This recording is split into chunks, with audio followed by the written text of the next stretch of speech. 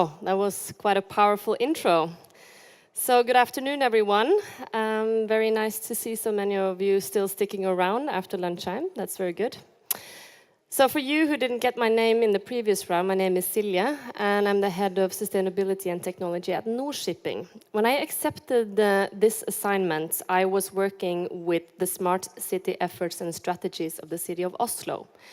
And continuing my work in Nor-Shipping, a maritime organization, this is actually a very interesting topic to merge.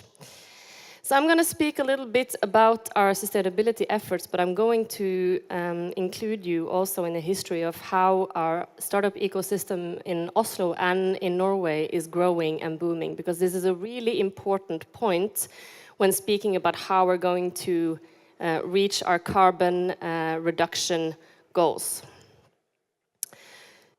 So just to put Nor-Shipping in this perspective, it's important for me to state where we are. So Nor-Shipping is a very traditional company, a traditional arena in Norway, carrying its history back many, many decades.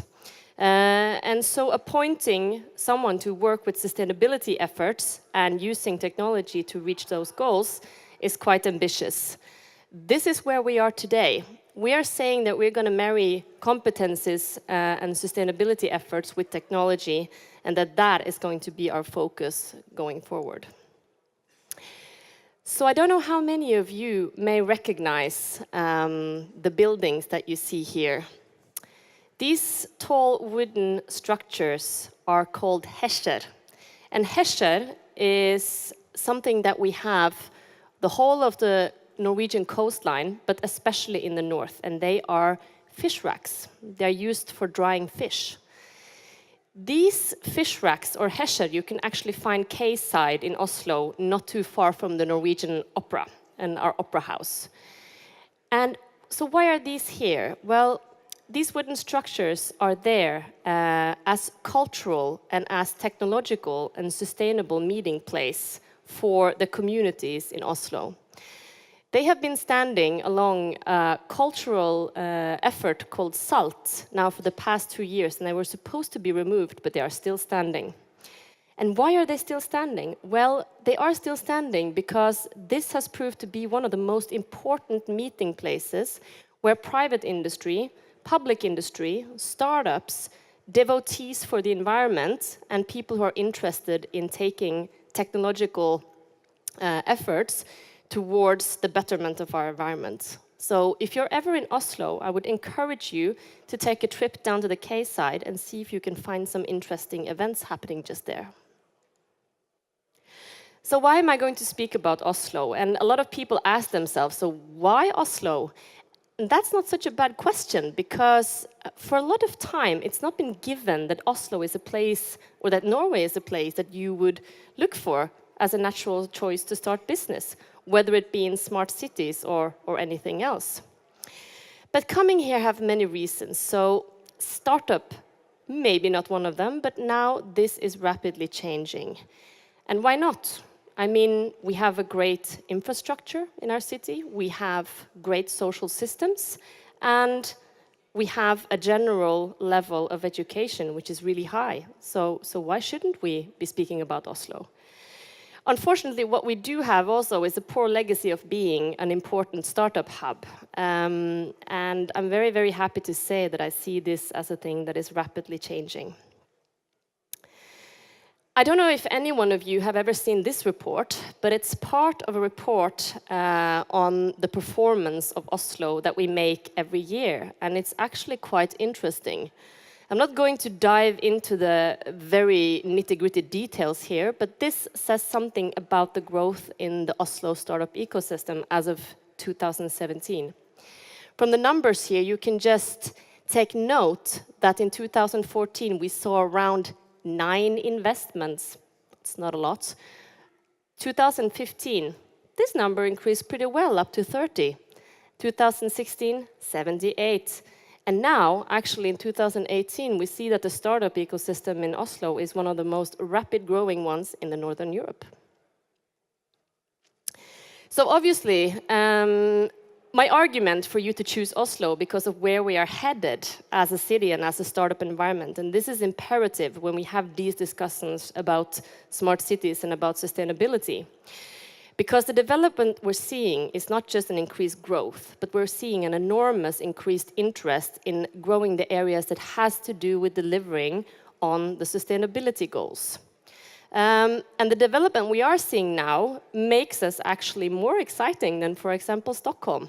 I wouldn't dare to say that it's more exciting than Helsinki, being on stage here, but at least we're catching up.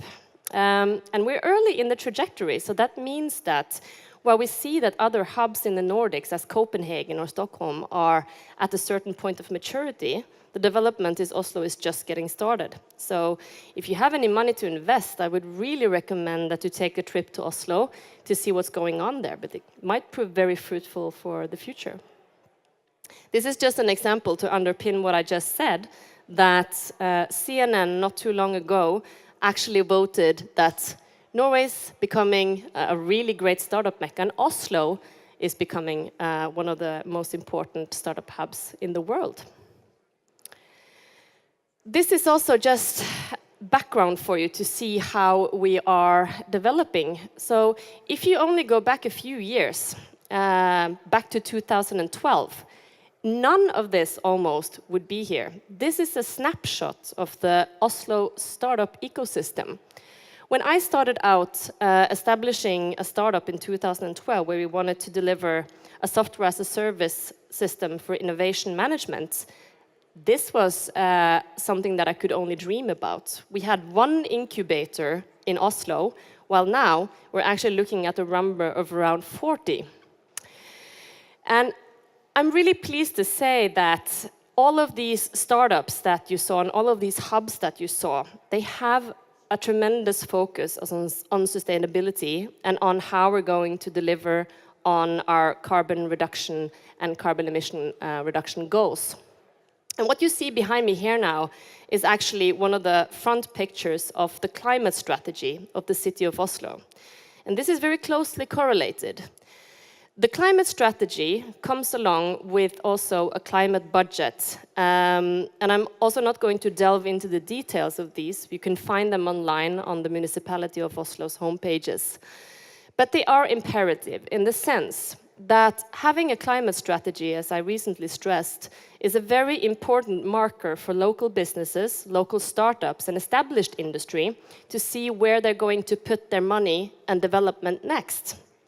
So to create a society without greenhouse gas emissions, we must convert from using fossil energy to using renewable energy, and this is nothing new.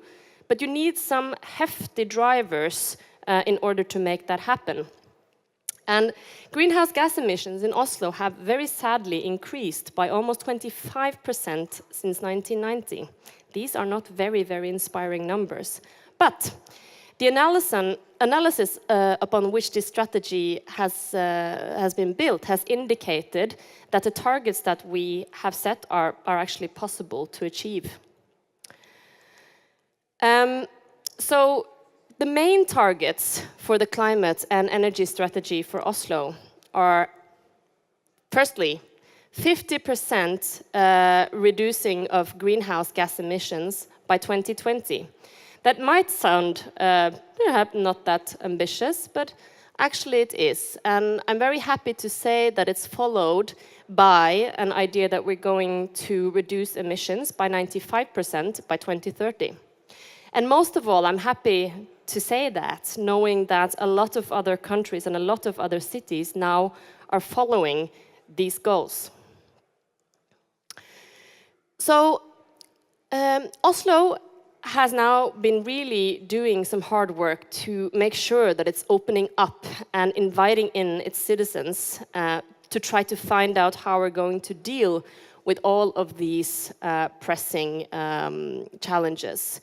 And that means inviting in citizens, it means inviting in businesses, it means taking in entrepreneurs and startups to co-create the services that we know that the city is going to need. And fortunately, our startup ecosystem is responding. And from our point of view, we are seeking to contribute that building Oslo as a test and demonstration arena can be possible. We have a huge coastline. We have a maritime tradition that goes back before the Viking ages. First fishery, then we struck oil in the 1960s. And now we have the possibility of actually developing one of the world's foremost renewable economies, taking electricity, taking green energy over into our maritime industries. So I recently said now that it doesn't make any sense to speak about smart cities or to speak about smart city strategy without taking in the sustainable element.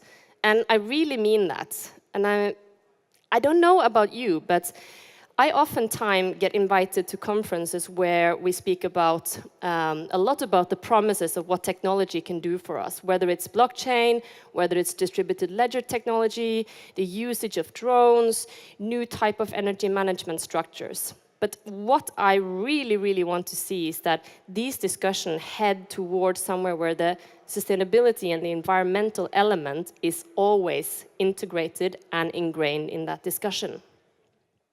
So I also get asked a lot about how do we define the work with smart cities. And oftentimes when you speak about a smart city, you speak about a city that is interconnected. Very often the debate is about how we use IoT devices or connectedness or 5G to have different types of data connections and how we can utilize that data.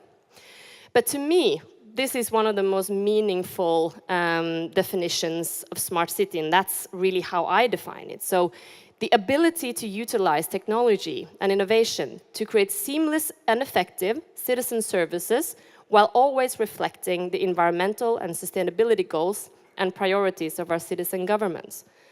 Because let's realize it, I mean, if we don't take these kinds of definitions to heart, very soon there won't be much smartness or cities to talk about. So I really want to stress this point, that we don't speak about smart cities without speaking about sustainable cities. Like I say, fortunately for us, Oslo's entrepreneurial ecosystem, which is growing at an exponential pace at the moment, are really now turning pages and going through hurdles to respond to these challenges. And they find it to be an important task. I know showing this might seem a bit redundant, but as I travel through the world doing my work and speaking about these topics, I realized that no, actually, showing and talking about these goals are absolutely not redundant, and it's of imperative importance. What we see is that at a larger and larger scale, companies throughout Norway are picking different sustainability goals and envisioning and defining their strategy and their startup strategy based on one or several of these goals. And that is also something that I'm marking with happiness. And also seeing as we are in the Nordics in a quite specific and special position to be able to inspire and go forward as a good example for other countries in the world.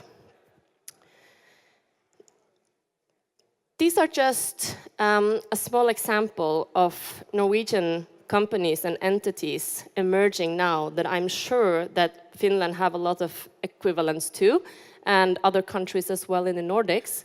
But these are really interesting, and they are really creating some big changes. Nordic Impact, for example, is an investment company looking only at investing in companies and startups that can prove that the reason for existence is to put some positive impact in this world. Young Sustainable Impact, I encourage you to take a look at them. They are one of the most important youth organizations, I would say, in the world right now, where they're taking people, young people, around the ages of 21 to 25, from all over the world to solve global challenges. And they gather in Oslo once a year with their event called Earthpreneurs.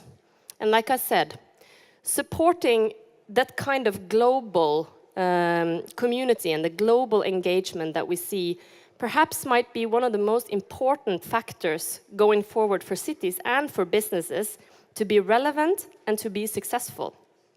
What we see is, especially for these companies that you see here, many of these are now able to not only spur the interest and the engagement for huge corporations and the public sector, but they are going into collaborations. And more, what we see is what I deem as a new expression, but one that I would like you to adopt, which is power coupling. And power coupling basically is a term where you marry the forces of established corporations and established companies with the fast-paced movement and the initiative and the drive from young companies. Choose, for example, I also encourage you to take a look at Choose, is a hugely successful Norwegian company making sure that other companies can reduce their carbon quotas. Blue Eye Pioneer is an example of a technology company which is now taking ground to explore the oceans and who are being an extreme inspiration and hallmark for a lot of other startups in Norway when it comes to saving our oceans. Of course, for us at Nor-Shipping, we've also taken this into account. The most important thing that we can do going forward, if we are to solve the huge environmental issues that we are facing, is to take some proper responsibility. For our company, that means that we've picked out a few of the UN Sustainable Development Goals, and we've pledged to do some specific efforts and some specific work within those different targets. For us, of course, one of the most important ones is life below water. We come from a maritime point of view, and our most important stakeholders have a huge responsibility to make sure that we start doing proper efforts to take care of our oceans. We've also said that we're going to prioritize for the shipping, maritime and marine industry gender equality and gender diversity, and diversity in general. This is not anything new, but it's still something where we need to really get into the nitty-gritty stuff and create proper processes and projects that actually work. We've also, of course, adhered to the UN Sustainability Goal number 13, climate action, because it's not any good to just stand here talking about these. We actually need to put forward some projects.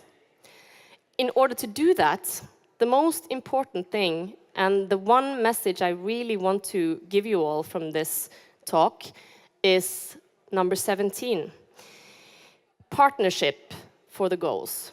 Because if cities, regions, countries, and our companies are going to actually put together projects and efforts that are going to work, we need to work together. And this is the thing that we're also seeing in the smart city realm in Oslo and in Norway now. A lot of the debates are going around how we can set off national strategies that take both the environmental perspective, that take the biggest strength of our country and our regions, and the biggest companies and the most important players in the startup and the innovation ecosystem, putting these together in a partnership where we can work together to make the goals that we want to realize. And this also might seem trivial, yes, partnership, but no, it's not trivial at all. We are still at a point where last year we did a project, actually 2 years ago, we did a project in the municipality of Oslo when I worked there, where we did a test of an accelerator program where we worked on putting smart city startups together with the establishment in the municipality in order to spur the newest and the most important and most interesting efforts coming from the citizens themselves, showing the municipality what areas the most important stakeholder group, being the young, the startup community, the innovative community, the ones who are creating the future, thought that the city should focus on. And this is a good example of a partnership project that I would love to see more of across cities and regions and countries across the world. And the bottom line here is that we need to find engaging and interesting ways of getting our citizens aboard these kind of projects. If you would like to learn more about the program that we set up, which was called the Smart Oslo Accelerator, I would be really, really happy to share more information about that program with you. I also really would like to show you a small video just as an end. It doesn't really have anything to do with smart cities and technology as such, but I just recently saw it, and for me, it's a great reminder and an inspiration as to, first of all, why I went into technology, and second of all, why I recently changed my job to come closer to working with sustainability efforts. And we speak a lot about, in Norway and in the maritime industry, about blue economy. And the blue economy really is sustainable use of ocean resources for economic growth and for improved livelihood and jobs and ocean ecosystem health. And these are really the most important and integral factors for a fjord city such as Oslo and an ocean nation such as Norway. So for your inspiration, I'd just like to show you this. Let's see if I can get this to work. I remember the first time I jumped in, I was scared to death. You know that it has the power to mangle you in a second, but it chooses not to, and that fascinates me.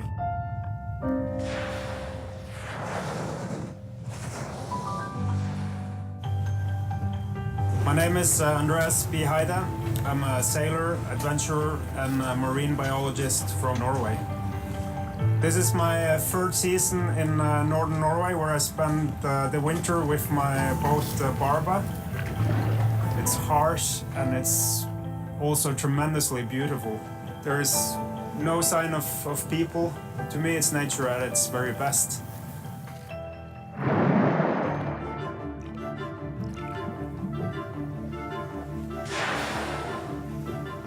Our goal for this season is to make a documentary about orcas and whales in the wild. What makes the interaction with orcas so special is that you know that it's the apex predator of the sea. It has a tremendous power. Often we have to observe them from distance, and at some point they are relaxed and you can approach them, and that's when you get them playful. They're so gentle, yet so fast, and they're so powerful, yet so very calm and peaceful. To me, these whales and the era they're in, they're kind of the pinnacle of interacting with nature. Once you've made eye contact with an orca, there is no turning back. It's a moment you never forget.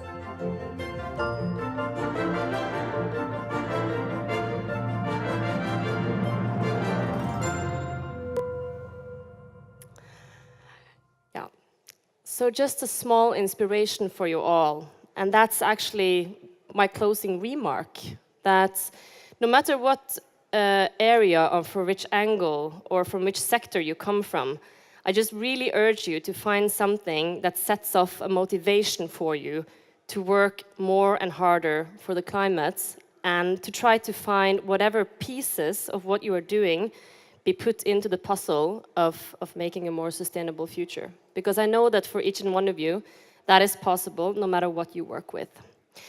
So thank you for your time, and I hope to speak to as many as possible of you during the rest of the conference. I'll be here this afternoon and for the rest of the day tomorrow. And thank you.